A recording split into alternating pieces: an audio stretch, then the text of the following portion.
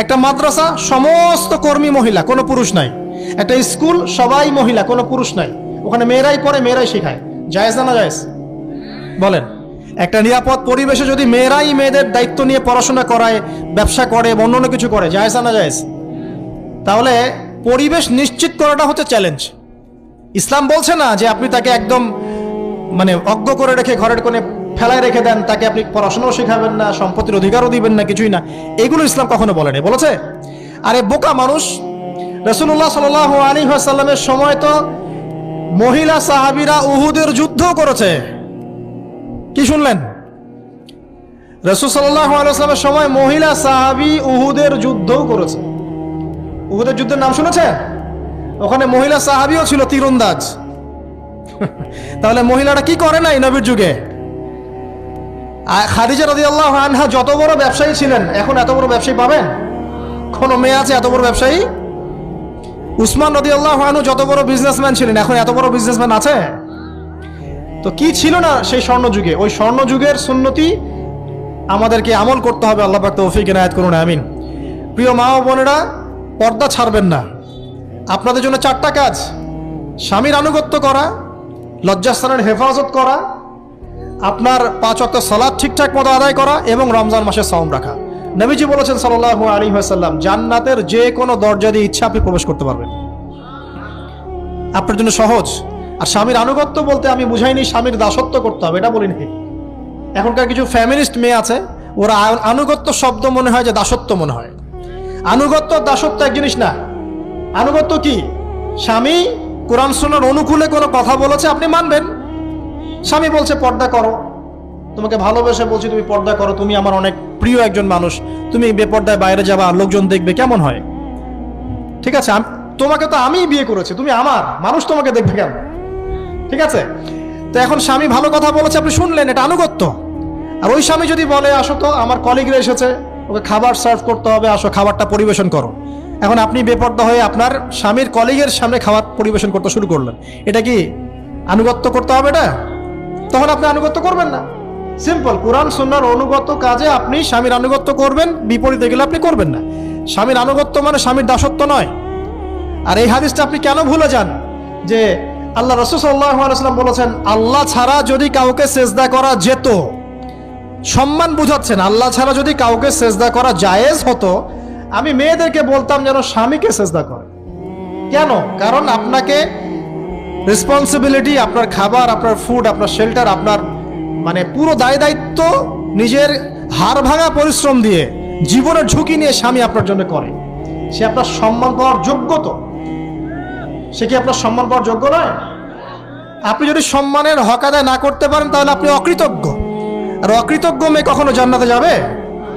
একটা হাদিসে আছে, বেশিরভাগ মেয়ে জাহান্নামে যাওয়ার অন্যতম কারণ হচ্ছে তারা স্বামীর সাথে কুফুরি করে। কি করে? মানে সারা জীবন স্বামী ভালোবেসে যায়, ভরণ পোষণ দিয়ে যায়, সব চাহিদা পূরণ করে যায়, একদিন দেখবেন কথা কাটাকাটি হয়েছে, ওই দিন বলে বসবে যে তোমার কাছে আমি কিচ্ছু পাই নাই সারা জীবন। এই যে কুফুরি, এই কারণে তারা জাহান্নামে যেতে পারে বেশি। আল্লাহ হেফাজত করুন। আরেকটা কারণ হচ্ছে যে বেপর্দা। আপনাকে 4টা মূলনীতি ফলো করতে হবে। 1, এমন কোনো পোশাক পরবেন না যে পোশাকটা আটো সাটো, যেটা পরলে আপনার গায়ের কাঠামো বোঝা যায়। এটা বোরখা হলেও পরা যাবে না। আমি কি বুঝাতে পারছি? ডিজিটাল বোরখা দেখেন নাই? দেখছেন? মাশাআল্লাহ। আর কারা কারা দেখছেন?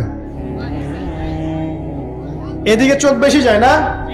আচ্ছা, এমনি দেখা যায়, চোখ দিতে হয় না, এমনি দেখা যায়। ডিজিটাল বোরখা চলবে না, ডিজিটাল বোরখা চলবে না।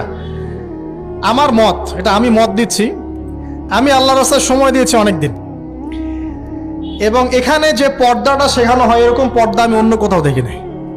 এত চমৎকার পর্দা শেখানো হয়। কারা কারা সময় লাগিয়েছেন? 3 দিন 7 দিন সময় দিয়েছেন কারা কারা? বেশিরভাগই দেন নাই। সমস্যা নাই, দিতে হবে, আমি বাধ্যতামূলক বলিনি আপনাকে। বলেছি এখানে পর্দা শেখানো হয়, চমৎকার পর্দা শেখানো হয়, যে এখানে চোখটা পর্যন্ত তাদের ঢেকে রাখার তালিম দেওয়া হয়। যাই হোক, যেখানেই শেখেন অ্যাটলিস্ট পর্দাটা শিখলেই হলো। এমন পোশাক হবে না যেই পোশাকটা আটো সাটো, যেটা পরে আপনার গায়ের কাঠামো বোঝা যায়। 2 নম্বরে এমন পোশাক পরা যাবে না যেই পোশাকটা পরলে বাহির থেকে ভিতরের অঙ্গ দেখা যায়। দেখেছেন? দেখেন নাই? দেখছেন হুজুর? আচ্ছা, আপনারা তো সব দেখেন দেখি। তারপরে 3 নাম্বার, এমন পোশাক পরা যাবে না যেটা অমুসলিমদের সাথে সাদৃশ্য আছে। কথা বুঝতে পারছেন? অমুসলিমদের ধর্মীয় বিষয়ের সাথে সাদৃশ্য আছে এমন পোশাক মুসলিম মেয়েদের পরা যাবে না। এর মানে এই নয় যে অন্য ধর্মকে আপনি আক্রমণ করবেন, এটাও নয়। যে যার ধর্ম তাদের স্বাধীনতা মতো পালন করবে। মুসলিমরা বাধা দিবে? দিবে না। মুসলিমরা দাওয়াত দিতে পারে। কি করতে পারে? দাওয়াত দিতে পারে যে ভাই এই যে লা ইলাহা ইল্লাল্লাহর কনসেপ্ট আপনাকে বুঝাচ্ছি, আল্লাহ ছাড়া কোনো মাবুদ নাই, মুহাম্মদ সাল্লাল্লাহু আলাইহি ওয়াসাল্লাম সর্বশেষ রাসূল, এই কোরআন পড়ুন, হাদিস পড়ুন, দেখুন এটাই হচ্ছে মানবতার মুক্তির সনদ। এরপর যদি সে ইসলাম কবুল করে আলহামদুলিল্লাহ, যদি না করে এর হিসাব কে দিবে? সে নিজে দিবে। এর হিসাব কি আমাকে দেওয়া লাগবে? দেওয়া লাগবে না। তো অমুসলিমদের সাথে সাদৃশ্য আছে এমন পোশাক চলবে না। আর 4 হচ্ছে, পুরুষরা মেয়েদের পোশাক পরতে পারবে না, মেয়েরা পুরুষদের পোশাক পরতে পারবে না। জি, আপনাদেরকেই বলছি, আপনারা জিন্স পরতে পারবেন না, মেয়েদেরকে বলছি, এবং টি শার্ট পরতে পারবেন না। আপনারা ওই যে যা ইচ্ছা তাই ড্রেস পরে বলবেন যে 1000 বছরের সভ্যতা সংস্কৃতি, এসব বাজে কথা চলবে না এখানে। এটা 1000 বছরে কোনোদিনও আমাদের দাদা নানিরা এগুলা কখনো পরে নাই। পরছে? আপনার দাদি কখনো এরকম পরছিল শাড়ি? তো যে বললো 1000 বছর থেকে পরে আসতেছে নাকি? সুবহানাল্লাহ। তো এখানে বিষয়টা হচ্ছে পুরুষ মেয়ের পোশাক পরতে পারবে না, মেয়ে পুরুষের পোশাক পরতে পারবে না। আমি খুব সংক্ষিপ্ত করে আপনাকে কোরআন সুন্নাহ থেকে 4টা মূলনীতি বলে দিলাম। এই 4টা মূলনীতি কোরআনেও আছে, হাদিসেও আছে। আসেন, এই যে নারীর অবমাননা, এই বিষয়টা আইয়ামে জাহিলিয়াতে যেমন ছিল, এখন দেখবেন আরো বড় পরিসরে এসেছে। আসে নাই? এই যে ফ্যাশন শো, দেহের প্রদর্শনী, বিভিন্ন ফিল্মস দেখবেন, ফিল্ম ইন্ডাস্ট্রিজে দেখবেন, মিউজিকে দেখবেন, পর্নে দেখবেন, মেয়েদের দেহটাকে নিয়ে ব্যবসা করা হচ্ছে। আগে তো না হয় কন্যা সন্তান হলে জীবন্ত পুঁতে ফেলতো নাকি? এখন যদি গর্ভের বাচ্চা মেয়ে জানে, অনেকে আগেই মেরে ফেলায়। বোঝেন নাই মনে হয়? অনেকে যদি জানে যে গর্ভে মেয়ে সন্তান আছে, আগেই মেরে ফেলায়। এমন অনেক দেশ আছে, আমি নাম বলছি না দেশের সঙ্গত কারণে, যে সে দেশে এরকম মেয়ে সন্তানকে এই যে খালাস করে ফেলার, নষ্ট করে ফেলার, ভ্রূণ নষ্ট করার আলাদা ক্লিনিক আছে, আলাদা হসপিটাল আছে। বলে নাউজুবিল্লাহ। তো আসলে ওই 1450 বছর আগের মানুষটা বেশি বর্বর ছিল না আমরা বেশি বর্বর? এই অধিকারের কথা বলে বলে আমরা মেয়েদের দেহটাকে নিয়ে এখন মস্করা করছি, তামাশা করছি। সবচেয়ে সেরা অধিকার কোথায় পাবে? কোরআনে পাবে, হাদিসে পাবে, ইসলামে পাবে। তার পর্দা নিশ্চিত হবে, দেহ সেফ থাকবে, তার ইজ্জত নিশ্চিত হবে, ইজ্জত সেফ থাকবে, তার সম্মান সেফ থাকবে, তাকে রাজরানীর মতো স্বামী বাসায় রাখবে, কারণ সে হচ্ছে তার কাছে সবচেয়ে মূল্যবান প্রিয় বস্তু। শুধু তাই নয়, সম্পত্তির অধিকার তাকে দিতে হবে। একজন মেয়ে তার ভাইয়ের সম্পত্তি পাবে, তার বাবার সম্পত্তি পাবে, তার স্বামীর সম্পত্তি পাবে, সব দিক থেকে সে সম্পত্তি পাবে। আর একজন ছেলে কিন্তু সব দিক থেকে সম্পত্তি পাবে না। তো এই বিষয়গুলো যখন এক শ্রেণীর মানুষ বোঝে না, তখন ইসলামের বিরুদ্ধে অহেতুক প্রোপাগান্ডা চালানো শুরু করে। সবচেয়ে সেরা সম্মান রক্ষার উদাহরণ দেয়া হয়েছে ইসলামে, কোরআনে এবং হাদিসে। এই কথাটা আপনাদের মা বোনদেরকে বোঝাবেন, তবে নম্রতার সাথে বোঝাবেন, কারণ উচ্চবাচ্য করলে তারা কথা শুনবে না। আর আল্লাহ রাসূল সাল্লাল্লাহু আলাইহি ওয়াসাল্লাম বলেছেন, কিছুটা বাঁকা হাত দিয়ে তাদেরকে তৈরি করা হয়েছে। যদি আপনি শক্ত করে চাপ দিতে যান তাহলে ভেঙে যাবে, আর যদি আপনি ওই অবস্থায় ছেড়ে দেন তাহলে বাঁকাই থেকে যাবে।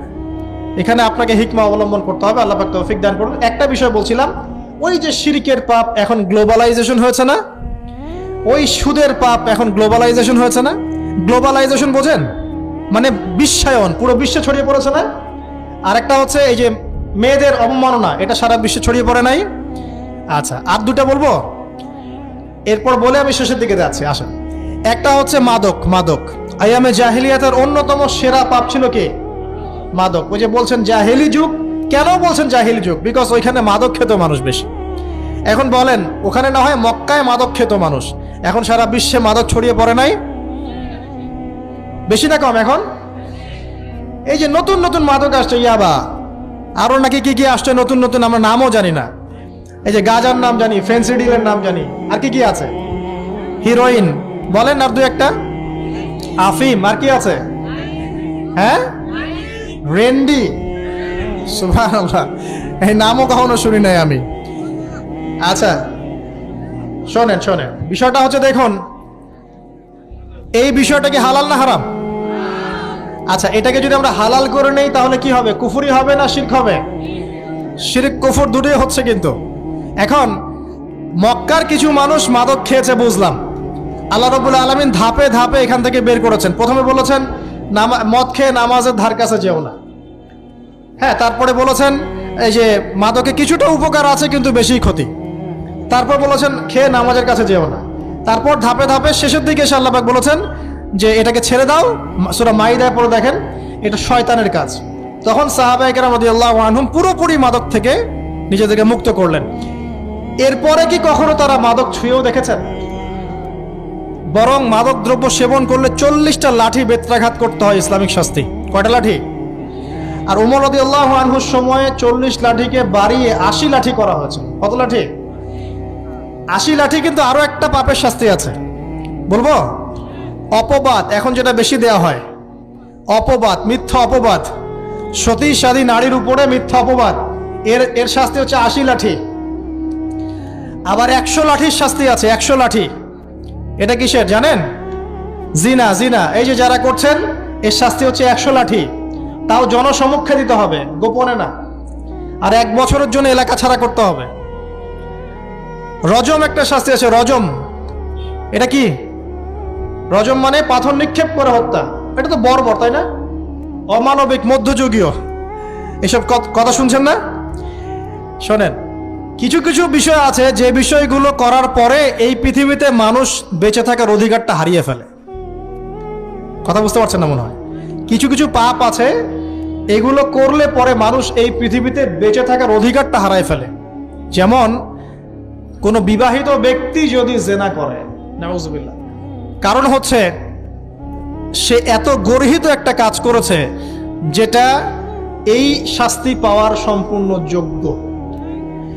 এবং কওমে লূত নামে যে কওম ছিল, ওই কওমটাকে আসমানে উঠিয়ে আল্লাহ পাক পাথর বর্ষণ করে এভাবেই শেষ করে দিয়েছে।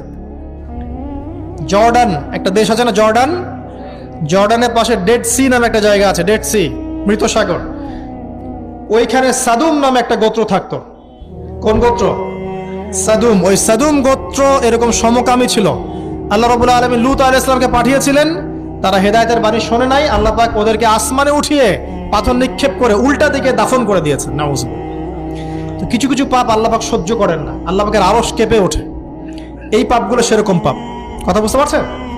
তো এই যে জিনা, পর্নোগ্রাফি, ব্যভিচার, পরকীয়া, এগুলোর মধ্য দিয়ে আমরা নারীর অবমাননা করছি না? এবং ধর্মের মাধ্যমেও মাঝে মাঝে করছি, যখন আমরা ধর্মের নামে মেয়েদের অধিকার দিচ্ছি না। অনেকেই সম্পত্তির অধিকার দিচ্ছেন না, অনেকেই শিক্ষিত করছেন না, অনেকেই আরো যৌতুক নিচ্ছেন না। যৌতুক নিচ্ছেন না অনেকেই। যে বিয়ের সময় যৌতুক নেয়, এটা তো মেয়ের উপর, মেয়ের পিতার উপর টর্চার করা। সম্পূর্ণ হারাম, সম্পূর্ণ হারাম। তারপরে দেখবেন, রিপোর্টগুলো পড়ে দেখবেন যে এই বছর 2000 কত, এটা 22, এই 22-এই গভর্নমেন্ট রিপোর্ট অনুযায়ী নিবন্ধিত প্রায় 1339টা ধর্ষণের মামলা হয়েছে। তো এটা এখন অ্যাভেলেবল, যে কোনো সব জায়গায় ধর্ষণ হচ্ছে, এখন অ্যাভেলেবল। মানুষ এটাকে স্বাভাবিক মনে করছে, এখন নর্মাল। নর্মাল ধর্ষণ হতেই পারে, মানুষ এখন এমন মনে করছে। প্রত্যেক দিন পেপার খুলবেন, দেখবেন রেপের খবর। প্রত্যেক দিন খবর শুনবেন ধর্ষণের খবর। আর সব খবর তো আসে না, আসে হয়তো 10%, 20%, 30%, বেশিরভাগই আসে না। এলাকায় মোড়ে মোড়ে দেখবেন, গ্রামে গঞ্জে শহরে বন্দরে খালি ইফটিজিং, ইফটিজিং দেখবেন, খালি ইফটিজিং। মেয়েদেরকে যৌন হয়রানি করা হচ্ছে, বাসে, অটোতে, টেম্পুতে, সব জায়গায়। বাসের মধ্যে মেয়েকে রেপ করে ফেলা হচ্ছে। একটা বাচ্চা মেয়ে যে বোঝেও না যে সেক্সুয়াল বিষয়গুলো কি জিনিস, ওকেও রেপ করা হচ্ছে। এই যে মহামারী, আপনি তো বুঝতে পারছেন না যে আমরা কোন সমাজে আছি। এই সমাজে আপনার মেয়ে তো সেফ না, আমার মেয়ে তো সেফ না। আমার মেয়ে, আপনার মেয়ে ভবিষ্যৎ কি হবে, এর ভবিষ্যতের নিশ্চয়তা কে দিবে? আপনার মেয়ের ইজ্জতের ভবিষ্যতের নিশ্চয়তা কে দিবে? এই নিশ্চয়তা দেওয়ার মতো মানুষ কোথায়, নেতা কোথায়? কারো ঘরের স্ত্রী, কারো ঘরের বোন, কারো ঘরের মেয়ে এখন সেফ না। যে কোনো দিন, যে কোনো জায়গায়, যে কোনো দুর্ঘটনা হতে পারে। বাসে, ট্রাকে, ট্রেনে, অটোতে, সব জায়গায় হতে পারে। আর এগুলোকে আমরা প্রমোট করছি, এখন নগ্নতাকে প্রমোট করছি, পর্নকে প্রমোট করছি। এই নগ্নতা, পর্ন, এসব দিয়ে মানুষের মাথাটাকে পুরো জানোয়ার বানিয়ে ফেলা হয়েছে। পণ দেখাতে দেখাতে ছেলেদের মাথাটাকে জানোয়ার পশু বানিয়ে ফেলা হয়েছে। এরা এখন বোঝে না যে মেয়ে কি জিনিস, মা কি জিনিস, বোন কি জিনিস, তাও বোঝে না। ভাই ভাই বোনের সাথে জেনা করেছে, চাচাতো বোন চাচাতো ভাইয়ের সাথে জেনা করছে, চাচাতো ভাই ফুফাতো বোনের সাথে জেনা করছে। রংপুরের খবর শুনলাম যে মায়ের সাথে ছেলেও জেনা করেছে। নাউজুবিল্লাহ। এগুলো কেন হচ্ছে? এই মহামারী কেন হচ্ছে? কি সমাধান দিবে? সমাধান ইসলামে ছিল, আমরা নেই নাই। সমাধান হচ্ছে, প্রথম সমাধান অশ্লীলতার মহামারী বন্ধ করতে হবে। পর্নোগ্রাফির সমস্ত সাইটগুলো বন্ধ করে ফেলতে হবে। আজকের নিউজ দেখেছি আমি, এটা আমি ধন্যবাদ জানাই বাংলাদেশ গভর্নমেন্টের যে তথ্য প্রযুক্তির যে সেন্টার আছে, প্রায় 26,000 পর্ন সাইট তারা বন্ধ করে দিয়েছে, আলহামদুলিল্লাহ। তো কথা বললে তো কাজ হবে, কথা না বললে কাজ হবে কিভাবে? 26,000 পর্ন সাইট তারা বন্ধ করে দিয়েছে। যখন সমাজের মানুষ পর্ন দেখতে দেখতে পশু হয়ে গেছে, আপনি বাইরে এই যে আলখাল্লা টুপি দাড়ি পরে ঘুরলে লাভ আছে? ভিতর থেকে তো আপনি পশু। দেখবেন মসজিদ ইমাম সাহেব নামাজ পড়তে এসেছে, বাসায় পর্ন দেখে আসছে, নামাজে কোনো মনোযোগ নাই। দেখবেন টাপাটাপ নামাজ পড়ছে, কোনো মনোযোগই নাই, পর্ন দেখে। ইমানের আলোচনা করবেন, খুব লাফালাফি করলো, 2 দিন পর দেখবেন কোনো খবর নাই, পর্ন দেখতে দেখতে ভিতরটা শেষ, ড্যামেজ। পর্নোগ্রাফিতে যে একবার আসক্ত হয়েছে, তার মধ্যে ইমানের কোনো তেজই থাকবে না, কোনো তেজ থাকবে না। এখন আলেম জালেম সবার ফোনে ফোনে দেখবেন পর্ন চলে আসতেছে, কেউ দেখতে না চাইলেও তাকে দেখতে বাধ্য করা হচ্ছে। ফেসবুকে ঢুকবেন, নগ্ন দৃশ্য। এই নগ্নতা দিয়ে, এই পর্নোগ্রাফি দিয়ে, এই যে মিডিয়ার মধ্যে দিয়ে প্রমোটিংটা দিয়ে ব্যভিচার ছড়িয়ে দেয়া, জেনা ছড়িয়ে দেয়া, অশ্লীলতা ছড়িয়ে দেয়া, পরকীয়া ছড়িয়ে দেয়া, এর মধ্য দিয়ে নারীর সম্মান, দেহ, ইজ্জতকে আমরা এখন রাস্তার সাথে মিশিয়ে দিয়েছি। কিসের অধিকারের কথা বলছে? কিসের নারী অধিকারের কথা বলছে? খালি ডিগ্রি সার্টিফিকেট অর্জন করতে পারলেই অধিকার হয়? আমার তো ইজ্জতই ঠিক থাকলো না, আমার অধিকার কোথায় থাকলো? একটা সার্টিফিকেট অর্জন করার জন্য কলেজের মেয়েদেরকে বড় বড় নেতার বেডরুমে ঢুকানো হচ্ছে, দেখেন নাই? তো একটা সার্টিফিকেট অর্জন করতেই হবে আমাকে, নিজের ইজ্জত বিক্রি করে দিয়ে হলেও আমার সার্টিফিকেট অর্জন করতেই হবে। লাথি মারি এসব পড়াশোনার পিছনে, দরকার নেই আমার পড়াশোনা। হচ্ছে বাসায় এলাকায় এলাকায় মহিলা মাদ্রাসা করেন, মাদ্রাসায় মেয়েদেরকে পড়ান। আমি খুব দুঃখের সাথে বলছি, অনেক মাদ্রাসাতেও এরকম কোন ঘটনা কিন্তু ঘটেছে না? এখানে একটা কথা আমরা পরিষ্কার করতে চাই, সেটা হলো যে পাপী, রেপী, ধর্ষণী, সে আলেম করুক আর জালেম করুক, ইমাম করুক আর জালেম করুক, ফাসেক করুক, সবাইকে সমান শাস্তি নিশ্চিত করতে হবে। আর শাস্তি হবে দৃষ্টান্তমূলক, যেন আরো 10 জন দেখে শিক্ষা নেয়। ওই যে ইসলামে আছে না হাত কেটে ফেলা, কি কারণে বলেন তো? কারণ সবাই যখন দেখবে এই যে খুঁটির সাথে বেঁধে একটা চোরের হাত কেটে ফেলা হয়েছে, এলাকার সব মানুষ দেখেছে, চুরি বাড়বে না কমবে? নিশ্চিত চুরি কমে যাবে ইনশাআল্লাহ। তো এই যে নারীর অবমাননার ওই যুগের চেয়ে এই যুগে বেশি না কম? আপনি ভালো করে আল্লাহর নূর দিয়ে দেখেন। আমি প্রথমে বলেছি, শুধু বাইরের চোখ দিয়ে দেখলে সব বুঝতে পারবেন না। আল্লাহ পাকে নূর দিয়ে দেখেন, কোরআন সুন্নাহর গভীর জ্ঞান দিয়ে দেখেন, দেখবেন ওই জাহিলিয়াতের চেয়ে 1000 গুণ বেশি জাহিলিয়াত এখনকার বিশ্বে চলছে। আল্লাহ পাক আমাদের মা বোনদের ইজ্জত হেফাজত করুন, তাদের সম্মান হেফাজত করুন।